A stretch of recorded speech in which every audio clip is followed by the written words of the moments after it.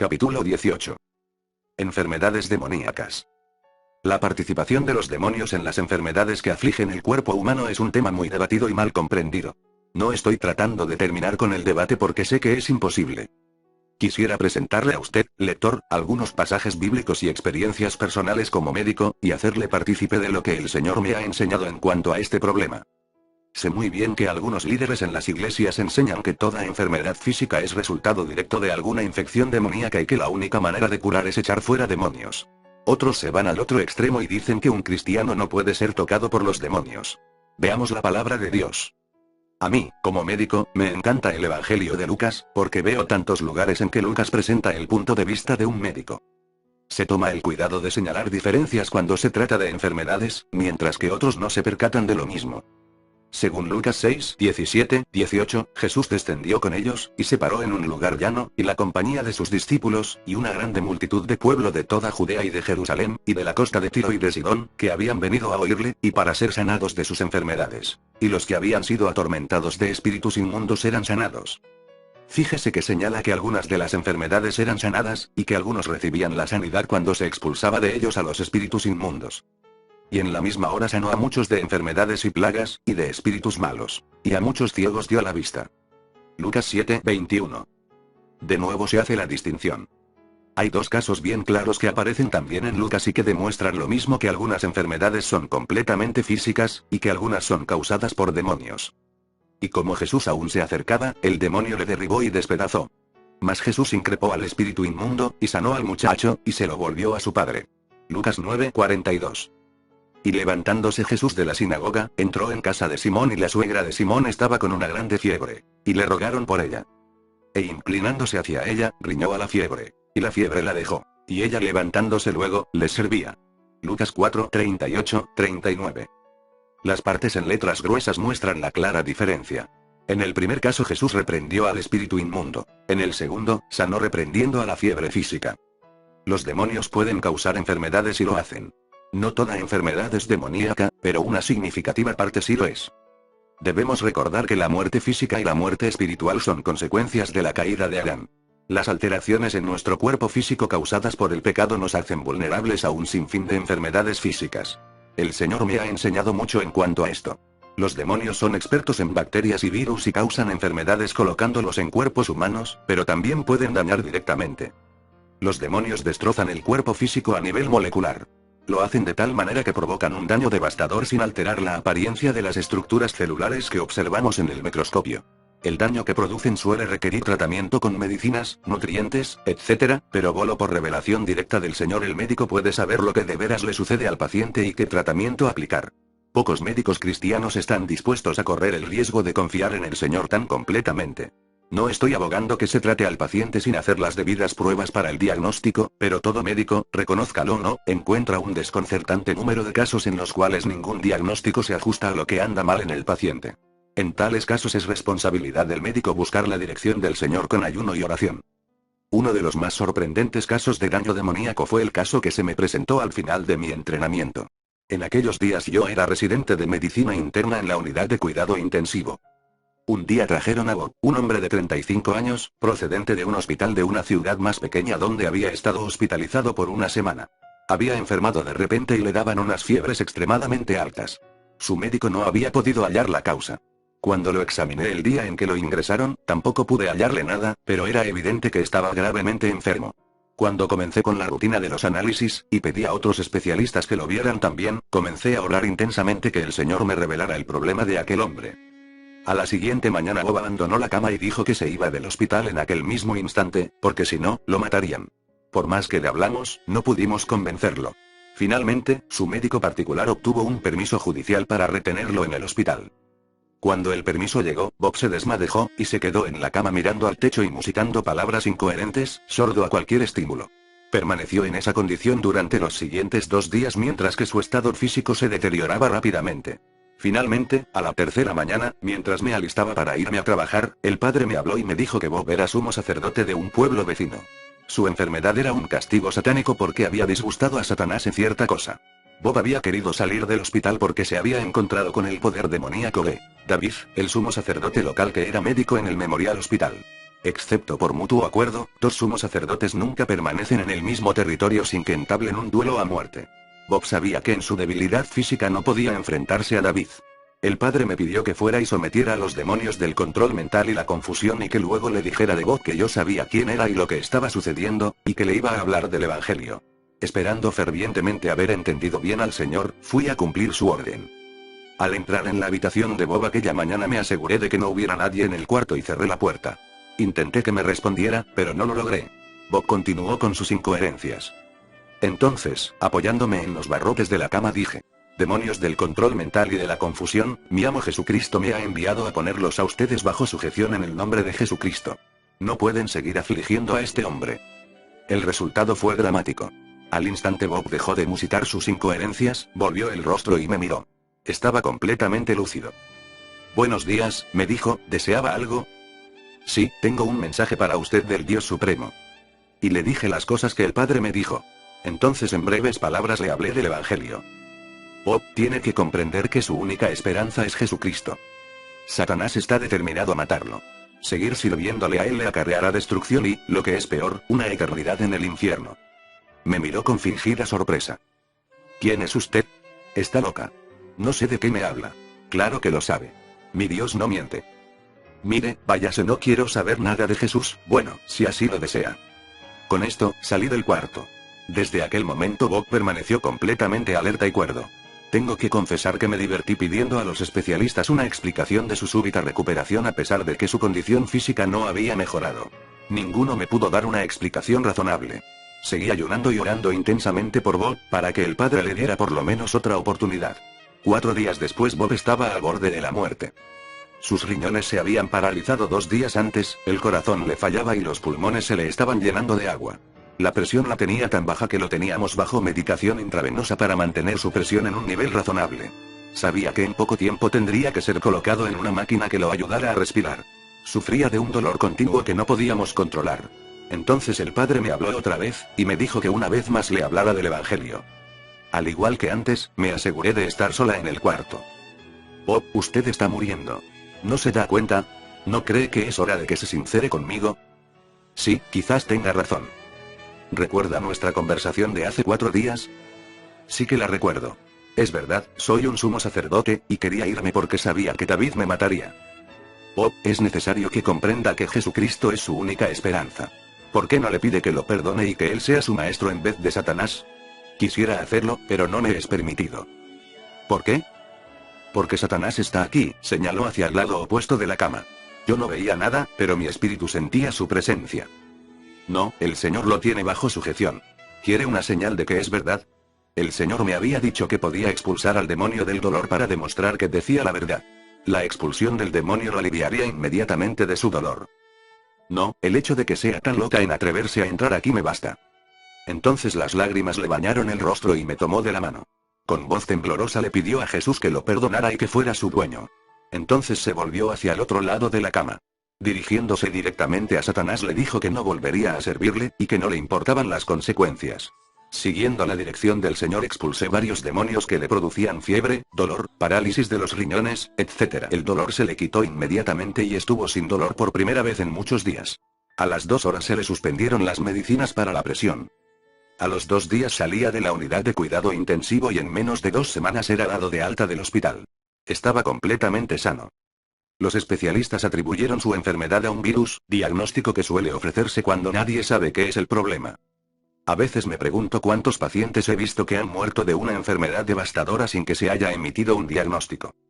Por lo general se le echa la culpa a un virus. Los médicos cristianos deben diligentemente, con mucha oración y ayuno, buscar dirección y revelación del Señor en tales casos. Además, Santiago 5 es un pasaje que demasiadas veces las iglesias y los médicos pasan por alto. A veces la única manera de sanar heridas y enfermedades demoníacas es por medio de la fe y la unción con aceite. Otro medio con que comúnmente los demonios afligen los cuerpos físicos humanos es el dolor.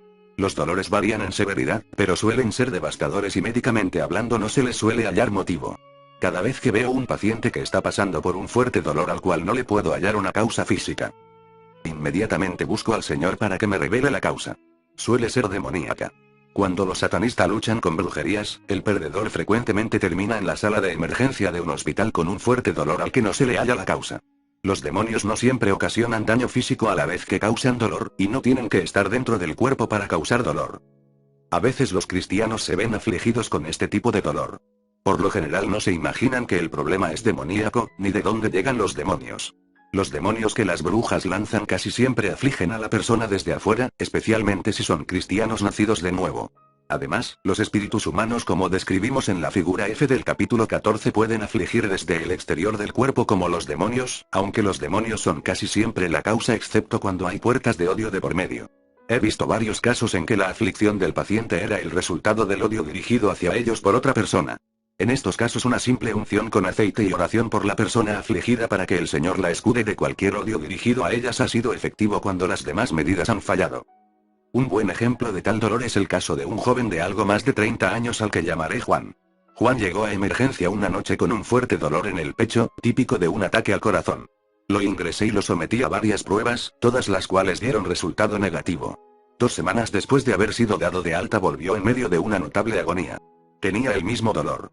Sospeché que era un satanista sufriendo el postrer resultado de una lucha, pero en ese momento todavía el Señor no me había revelado nada. Como ya le había hecho todas las pruebas que se hacían en el hospital en que yo trabajaba, lo envié a una gran ciudad cercana para que lo examinaran algunos cardiólogos. Lo ingresaron en el hospital y lo sometieron a otros exámenes. Hasta le hicieron lo que llamamos cateterización cardíaca, en que se le inyecta tintura en las arterias del corazón para ver si hay alguna obstrucción del flujo sanguíneo. De nuevo, todo dio negativo. Cuando Juan regresó a verme tras una completa evaluación, se sentía muy desalentado porque todavía estaba incapacitado con frecuentes accesos de dolor en el pecho. Dirigida por el Señor, me senté y lo confronté con el hecho de que yo creía que él era satanista y que su dolor en el pecho era el resultado de una lucha demoníaca entre él y otra persona. Quedó asombrado. Tan asombrado que ni siquiera intentó negar que yo estaba en lo cierto. Conversamos extensamente, le hablé del Evangelio y le dije que su única esperanza era Jesucristo. Tristemente aquel joven quería poder a cualquier precio. A pesar de todo lo que le había sucedido, estaba determinado a permanecer en el satanismo. Reconocía que su dolor era causado por luchas demoníacas. Por fin, se fue del estado para alejarse del otro satanista más fuerte y establecerse en un nuevo capítulo para tratar de incrementar allí su poder. A menudo oro por aquel joven y me pregunto qué habrá sido de él. Qué triste que una vida como la suya se malgastara por una ambición desmedida de poder. Los diferentes tipos de problemas emocionales que pueden ser causados por demonios son innumerables. Repito, sin embargo, que no podemos dar por sentado que todos los desórdenes emocionales son demoníacos en su origen. He visto muchos casos tristes de cristianos que han sido muy dañados cuando les han dicho que su problema es demoníaco, y en realidad lo que tenían era una muy natural reacción humana a las tensiones de la vida. No olvidemos que somos seres humanos. Cuando nos convertimos no nos volvemos super seres. Seguimos siendo susceptibles a las debilidades y a los efectos de la tensión. Creo que debemos comentar uno de los problemas que más afligen a la raza humana: la depresión. Mucho dice la Biblia sobre la depresión. ¿Por qué te abates, oh alma mía, y te conturbas en mí? Espera a Dios, porque aún le tengo de alabar por las saludes de su presencia. Dios mío, mi alma está en mí abatida, acordaréme por tanto de ti desde tierra del Jordán, y de los hermonitas, desde el monte de Mizar. Salmo 42, 5, 6. En los salmos y otros lugares hay muchísimas referencias a la depresión. La batalla es real, y somos muy humanos. Le agradezco al Señor que haya incluido tales pasajes en la Biblia. Veamos el siguiente pasaje. Despierta. ¿Por qué duermes, Señor? Despierta, no te alejes para siempre. ¿Por qué escondes tu rostro, y te olvidas de nuestra aflicción y de la opresión nuestra? Porque nuestra alma está agobiada hasta el polvo. Nuestro vientre está pegado con la tierra. Salmo 44, 23, 25. Si un creyente nacido de nuevo trata de decirme que nunca ha sentido las emociones expresadas en los dos pasajes citados, le diría que o nunca se ha puesto junto al Señor a pelear la batalla espiritual, o está mintiendo. Veamos la sinceridad con que el apóstol Pablo escribió: porque hermanos, no queremos que ignoréis de nuestra tribulación que nos fue hecha en Asia, que sobremanera fuimos cargados sobre nuestras fuerzas de tal manera que estuviésemos en duda de la vida. Mas nosotros tuvimos en nosotros mismos respuesta de muerte, para que no confiemos en nosotros mismos, sino en Dios que levanta a los muertos. 2 Corintios 1, 8, 9. Son muchas, muchísimas, las causas de la depresión. Tristemente, muchas personas que participan en ministerios de liberación dicen que toda depresión es demoníaca. Creo que esto es porque los humanos siempre buscamos la solución fácil en cualquier circunstancia. Si todas las depresiones fueran demoníacas en su origen, la solución sería fácil: echar fuera al demonio y san se acabó. Es mi experiencia que la mayoría de los casos serios de depresión que he visto no han sido el resultado de que el demonio de la depresión haya entrado en la persona. Los casos más frecuentes que he visto son el resultado directo de una falta casi completa de control de la mente. Vea los amplios comentarios sobre el control de la mente que hacemos en el capítulo 16. La palabra de Dios nos dice claramente que llevemos cautivos todos nuestros pensamientos a la obediencia a Cristo. 2 Corintios 3, 5. La gente que está bien deprimida, incluso cristianos, casi nunca obedece este mandamiento directo del Señor. Permiten que cualquier pensamiento que Satanás y sus demonios hayan puesto en sus mentes permanezca allí. Nunca se detienen a evaluar la precisión de sus pensamientos en relación con la realidad de las circunstancias, o con las circunstancias a la luz de la palabra de Dios. Aceptan cualquier pensamiento como si fuera propio. En otras palabras, son perezosos. Han permitido que la mente se les escurra hacia una perezosa pasividad y en tal estado pueden caer bajo un tremendo tormento emocional producido por fuerzas demoníacas. La batalla para volver a controlar nuestra mente es una de las batallas más difíciles que se libran, pero vale la pena el esfuerzo.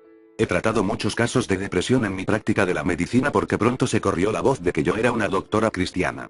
Puedo decir que todos los casos de depresión que he tratado, excepto en los pocos que son resultado directo de infección demoníaca, han mejorado dramáticamente al tomarse los pasos para el control de la mente que enumeramos en el capítulo 15. Fíjese cómo David hacía esto en el Salmo 42 al decir: aún le tengo de alabar. Decía esto para vencer los pensamientos depresivos de su alma-mente y decir que llegaría a alabar al Señor. La alabanza juega un papel muy importante en la cura de la depresión. Note mi propia experiencia al final del capítulo 14. Otras causas comunes de depresión son la pérdida de algo grande como un ser querido, la enfermedad y la debilidad física, los grandes cambios adversos en las circunstancias de la vida y, por supuesto, el mismo agotamiento, especialmente en personas que están participando en una batalla espiritual.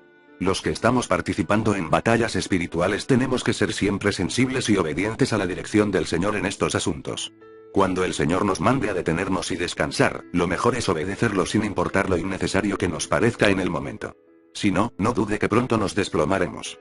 Con esto quiero decir que sufriremos alguna dificultad física o emotiva seria, especialmente en nuestras relaciones con los demás, o que caeremos en algún error o seremos engañados porque ya no podemos estar tan alertas como debiéramos. Demasiadas son las personas que olvidan que son humanos con debilidades y limitaciones humanas. Si dejamos que el Señor nos guíe en estas cuestiones, evitaremos muchas dificultades. Algunos de los demonios más poderosos que he encontrado han entrado a las personas como resultado de incesto u otras perversiones sexuales, y especialmente el sadomasoquismo, que es tan popular hoy día gracias al rock pesado, heavy metal rock. Estos poderosos demonios son de un tipo que pueden habitar las tres partes del ser humano a la vez: cuerpo, alma y espíritu. Permítame dar un ejemplo. Una tarde llamó a mi oficina un pastor de una ciudad vecina. Me preguntó si yo era la doctora que se dedica al ministerio de la liberación. Al contestarle afirmativamente, me dijo que tenía una joven que yo debía ver ese mismo día. Accedí y llegaron a mi oficina al final de mi horario de la tarde. Jane no es su verdadero nombre, es una joven de 25 años. Su esposo es un hombre muy inteligente y ligeramente mayor que ella. Ambos habían consagrado sus vidas al Señor como un año antes del matrimonio y habían asistido a la iglesia con regularidad.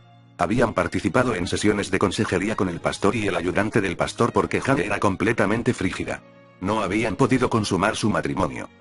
3 días antes de venir a verme, el pastor y algunos otros miembros de la iglesia habían discernido correctamente que el problema era demoníaco y había tratado de liberarla. No lo habían logrado, y como resultado, durante las últimas 48 horas Jane había perdido completamente sus facultades mentales.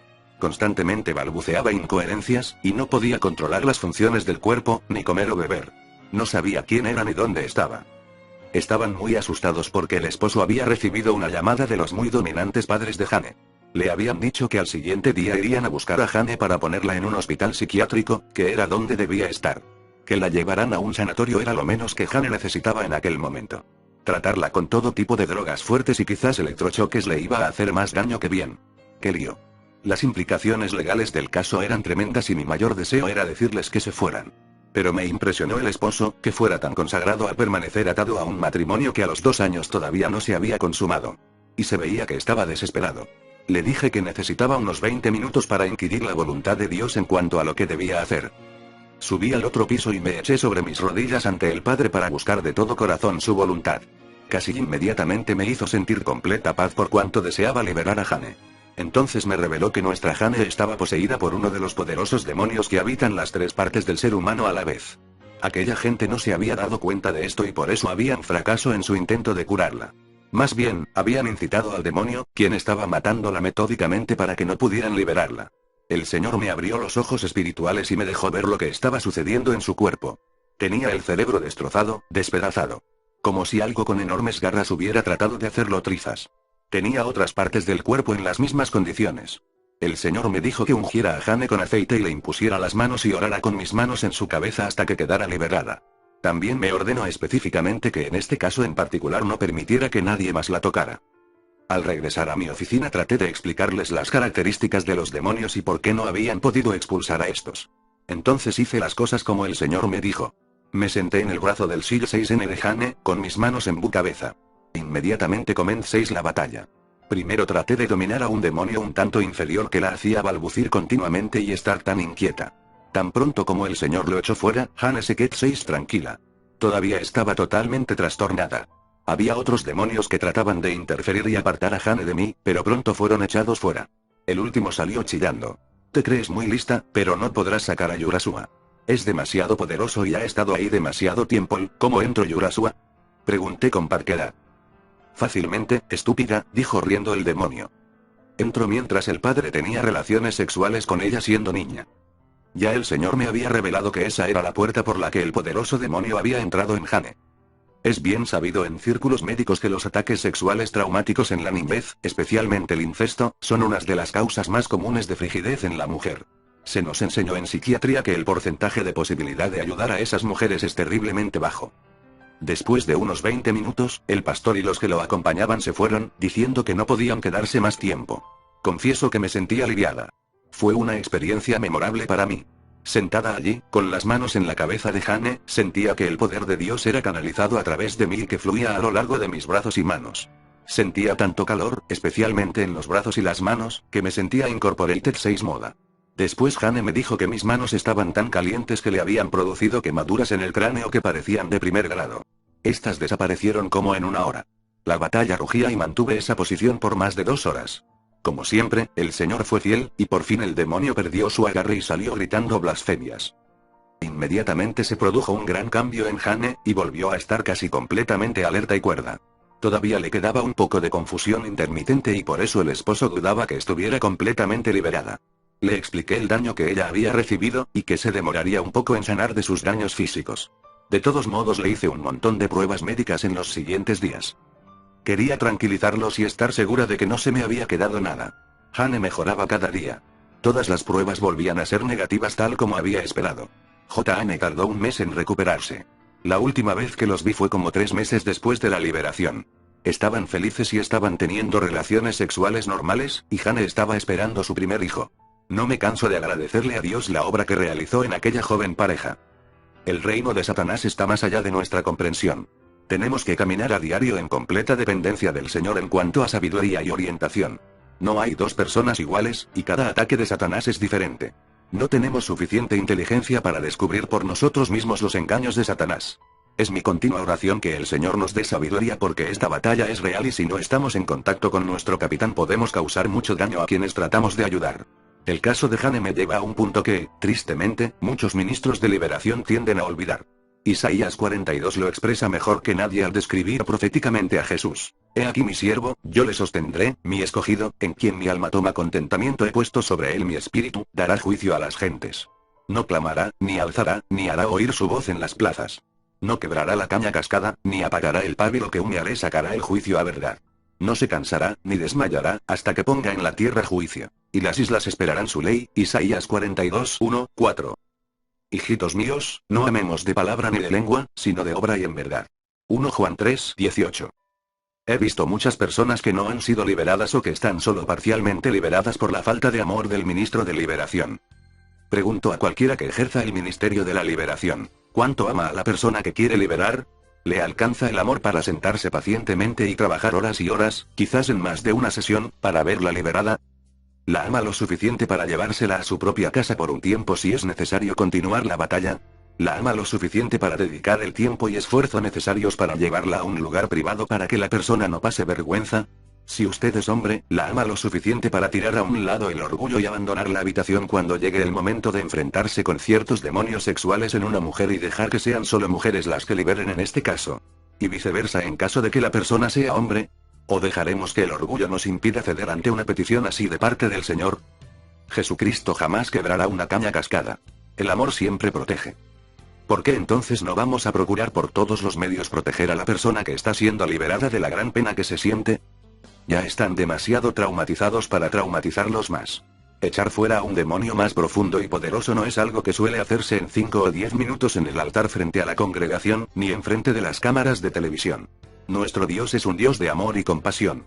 Si usted no siente ese amor y compasión por las personas que está tratando, usted no es apto para el ministerio de la liberación. Si está tan ocupado que no puede gastar tiempo con las personas, no debe participar en un ministerio de liberación. Los mismos principios se aplican a la sanidad, ya sea que ésta sea de origen demoníaco o puramente física. Santiago 5 y Marcos 16 no fijan límites. Y estas señales seguirán a los que creyeren. En mi nombre echarán fuera demonios. Hablarán nuevas lenguas. Quitarán serpientes, y si bebieren cosa mortífera, no les dañará. Sobre los enfermos pondrán sus manos, y sanarán. Marcos 16, 17, 18. ¿Está alguno enfermo entre vosotros? Llame a los ancianos de la iglesia, y oren por él, ungiéndole con aceite en el nombre del Señor. Y la oración de fe salvará al enfermo, y el Señor lo levantará. Y si estuviere en pecados, le serán perdonados. Santiago 5, 14, 15. ¿Por qué los humanos estamos siempre deprisa? ¿Por qué pensamos siempre que Dios hace las cosas deprisa? ¿No es la Biblia misma de punta a cabo una demostración de que Dios anda deprisa? Lo digo sin rodeos, somos egoístas. Nuestro tiempo es lo que menos queremos entregar. ¿Cuántas personas no van al altar en fe para pedirles a los ancianos que oren por su sanidad y no son sanados? Nos asombraríamos si supiéramos el porcentaje, pero el bajo concepto que el mundo tiene de la iglesia nos da una indicación.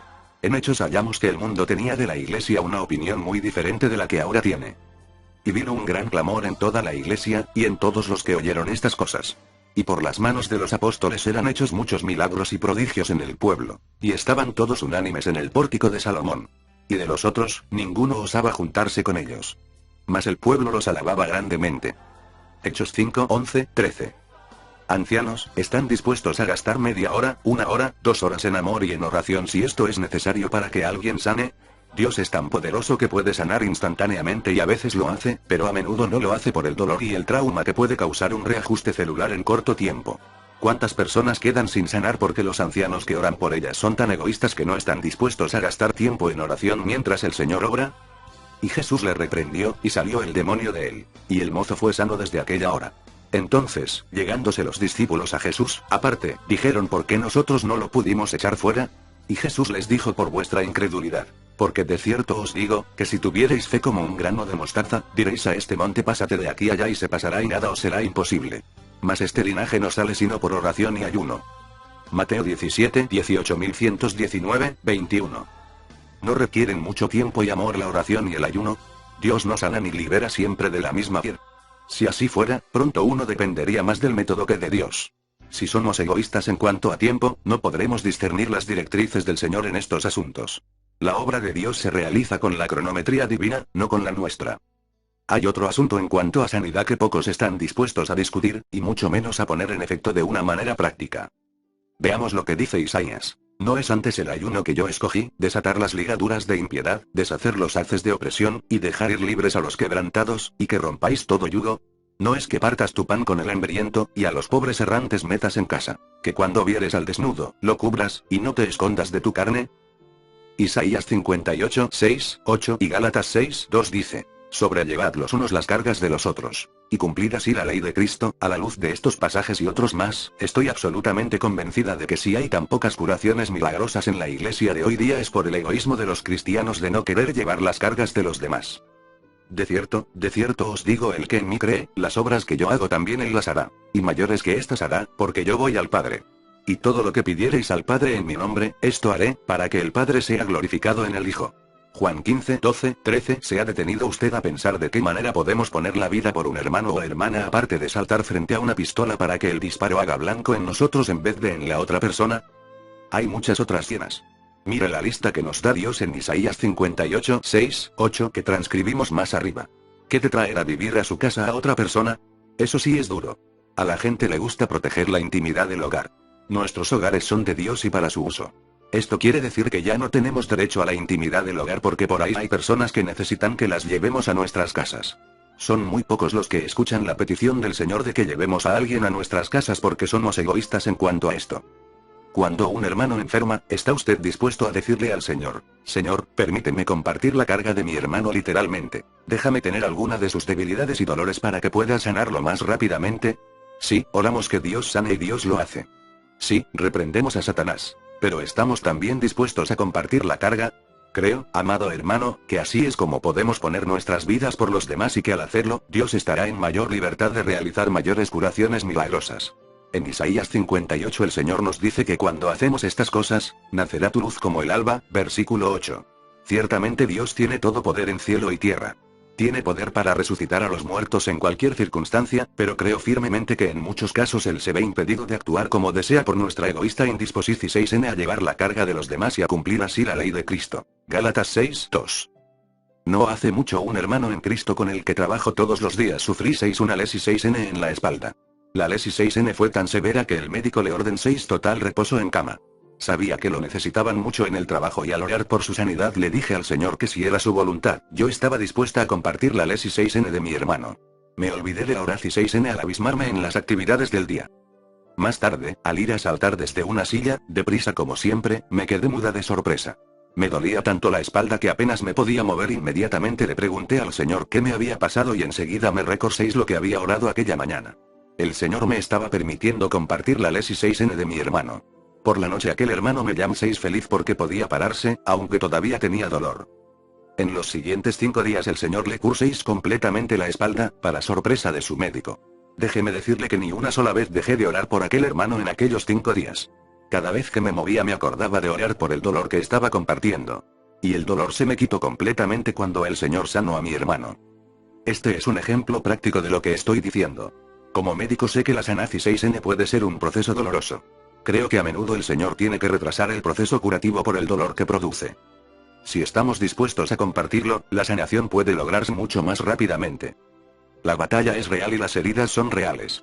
Tenemos que estar dispuestos a ayudarnos mutuamente. Cuando alguien está hablando o está en un proceso de liberación, los demás debemos sentarnos y decir: Señor, déjame compartir la carga de esa persona. Permítame dar otro ejemplo. Hace unos 2 meses vino a mi consultorio una bella joven. Había andado en la brujería, pero ya no, y estaba completamente liberada. Ella tiene lo que yo llamo un noble corazón. Es una persona muy fina. Por haber andado en la brujería, Satanás va a estar molestándola el resto de su vida. Así le sucede a cualquiera que haya servido a Satanás de esa manera. Así es la vida. La joven estaba siendo terriblemente atacada y no es una persona físicamente fuerte. Es fuerte en el Señor, pero es una persona muy tierna. Siente mucho amor por los demás. Algunas personas por naturaleza son mejores luchadores que otros. Dios tiene una amplia gama de servicios. Aquella joven no es batalladora por naturaleza y tiene que pasar todo su tiempo y gastar todas sus energías en mantenerse frente a los ataques demoníacos. Aquella joven fue creada para ser ministradora de bondad y amor, no para luchar. Me sentí tan turbada después de hablar con ella, que el corazón se me partió. Bañada en llanto fui ante Dios el Padre y le pregunté: Padre, ¿por qué? Las personas de noble corazón como ella no abundan y tu pueblo está necesitado de su amor. ¿Por qué tiene que gastar tanto tiempo y energía en batallas? Su respuesta fue: porque mi pueblo no está dispuesto a compartir sus cargas. Su agente de su iglesia estuviera dispuesta a compartir su carga, podría tener libertad para impartir bondad y amor en vez de estar luchando tanto. Las personas que Dios levantó con personalidad y vigor para luchar deberían haber estado luchando por ella y ella a su vez habría estado sirviendo con los dones que Dios le ha dado y habría solidaridad y bendiciones para todos. Pronto Satanás hubiera dejado de atacarla tan fuertemente porque hubiera visto que tales ataques fracasaban. No es que ella no tenga el poder de Cristo para resistir los ataques, lo tiene, pero tenemos que participar. Esta es una guerra de desgaste. Aprendamos a compartir las cargas de los demás. Eso es lo que significa ser parte de un cuerpo, el cuerpo de Cristo.